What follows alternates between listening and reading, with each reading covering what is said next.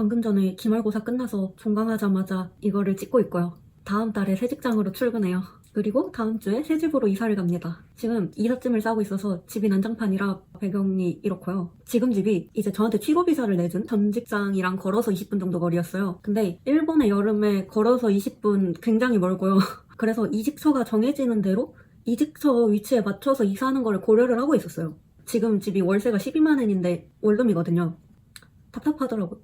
6월 초에 내정을 받았고 이제 7월에 입사해서 첫 월급 받기 전까지 쓸 수 있는 돈이 50만 원 정도 있었는데 제 생각은 20만 원으로 한국을 한번 다녀오고 남은 30만 원으로 이사를 하고 싶은데 남은 돈 30만 원으로 이사를 갈 수 있을지 모르겠는 거예요. 이제 일반적으로 도쿄에서 외국인이 월세방을 구한다라고 하면은 월세의 5배는 준비를 해야 되거든요. 근데 30만 원이면은 월세가 6만 원 수준이어야 되는데 그래서 30만 원으로 이사를 갈 수 있는 집이 도쿄 도내에 있을까? 라는 한탄을 제미나이한테 하다가 보증금 시키킨 2개월치만 내면 외국인도 방을 구할 수 있는 공공임대주택 시스템을 알게 됐어요. UR임대주택이라는 시스템인데요. 보증인 필요 없고요. 레이킹 없고요. 뭐 열쇠 교환비, 클리닝비 이런 거 없고요. 중개수수료 없고요. 갱신료도 없어요. 소득이 증명이 되면 시키킨 2개월치만 내고 입주할 수 있는 거예요. 외국인도 중장기 체류자면 가능해요.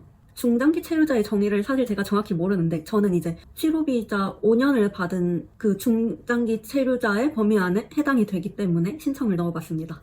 제가 이번에 집을 구할 때 생각한 조건이 가장 중요한 게 이직처에서 환승 없이 통근 가능한 곳. 지하철로 1시간이 걸려도 되니까 환승이 없었으면 좋겠더라고요. 역에서 도보 10분 이내. 지금 집이 여기랑 걸어서 15분 정도 걸리거든요. 그게 힘들었어서 역 도보 거리를 10분 이내로 줄였고요. 지금 집 야칭이 12만 원인데 근데 이게 통장에 들고 나는 금액을 보니까 솔직히 저는 야칭을 8만 원만 내고 싶었어요. 근데 8만 원으로 도쿄에서 외국인이 집 구하기 쉽지 않은 거 겪어보시는 분들은 다들 아실 거예요. 그래서 월 예산을 10만 원으로 잡았어요. 6월 공식 사이트에서 일반적인 스모나 홈즈처럼 매물을 볼 수 있거든요. 근데 그것보다 직접 가서 보는 게 빠르더라고요. 저도 처음에는 6월 사이트에서 보고 괜찮은 거 하나 마음에 드는 게 8만 원짜리가 있는 거예요. 그래서 그거를 연락을 했는데 다른 사람이 신청을 해서 안 된다 이렇게 답장이 와서 그러면은 내일 가서 직접 보고 다른 매물 신청할 수 있냐 해서 갔어요. 6월이 이제 구역별로 지점이 있는데 6월 지점을 방문할 때는 예약 시스템은 없고 그냥 방문하는 순서대로 대응해주세요. 이러이러한 상황이라 이제 상황 설명은 제가 이제 입사 전인 상황이고 내정만 받은 상황이니까 그런 상황을 설명드리고 제가 원하는 조건 얘기해서 여쭤봤고 직원분께서 남아있는 매물을 찾아서 2개를 주셨어요. 하나는 역에서 도보 5분이었고 10만 원이었고 원 LDK였고요. 이제 내부 리모델링은 완료된 구축이었고요. 오토락이랑 가스레인지가 없었어요. 두 번째 매물은 역에서 도보 15분 11만 원 3K였어요. 방이 3개인 집이에요. 신축이었고요. 오토락이 있고 가스레인지도 있는 집이었어요. 둘 중에 고민을 되게 많이 했어요. 이게 신청이 선착순이거든요. 그래서 빨리 결정 안 하고 고민 시간이 길어지면 이제 다른 사람이 먼저 예약을 넣을 수도 있으니까 그런 얘기 해주셔서 빨리 결정해야 된다는 생각에 조금 합리적으로 머리를 굴려봤는데 제가 지금 방이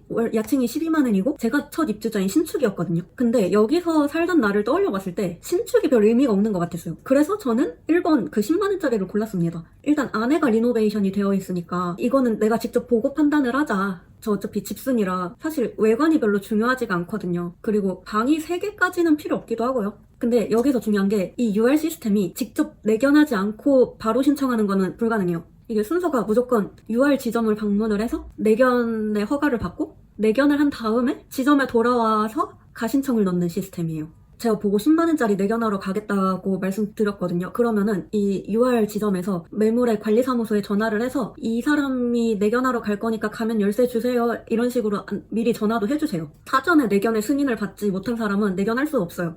여기서부터는 선착순이에요. 달림픽이죠. 먼저 도착해서 먼저 열쇠 받고 먼저 내견하는 사람이 임자가 될 확률이 높은 싸움이에요. 경쟁이 센 매물이다 보면은 내가 내견을 하고 있는 동안에 앞서 내견한 사람이 이미 가신청을 넣을 수도 있는 거예요. 가신청이 마른 가신청인데 본 신청에 효력이 있다고 해야 되나? 그러니까 가신청이 들어가면 다른 사람은 가신청할 수 없어요. 개인적으로 느낀 건 일본은 콘서트 티켓도 추첨되면서 이런 건 선착순인 게 되게 신기하다고 생각했어요. 이제 내견할 매물 건물에 도착을 하면 관리사무소에 가서 신분증 제출하면서 건물 내견하러 왔다 이렇게 말씀드리면 그 관리사무소 직원분께서 내견 전에 작성할 서류를 주세요. 이제 그거 작성하면 열쇠 받고 내견하러 가면 돼요. 가장 중요한 거는 내견 시간 제한이 있어요. 그 매물마다 다른지는 잘 모르겠어요. 시간 안에 돌아와서 관리사무소에서 열쇠 돌려주셔야 됩니다. 제가 내견하러 간 곳은 관리사무소에서 슬리퍼랑 줄자도 빌려주시더라고요. 너무 감사했습니다. 이제 내견하러 가요. 문 열어요. 현관이 꽤 넓었어요. 신발장 빌트인이 없었는데 제 맘대로 꾸밀 수 있어서 오히려 좋다고 생각했어요. 제가 신발이 많지가 않거든요.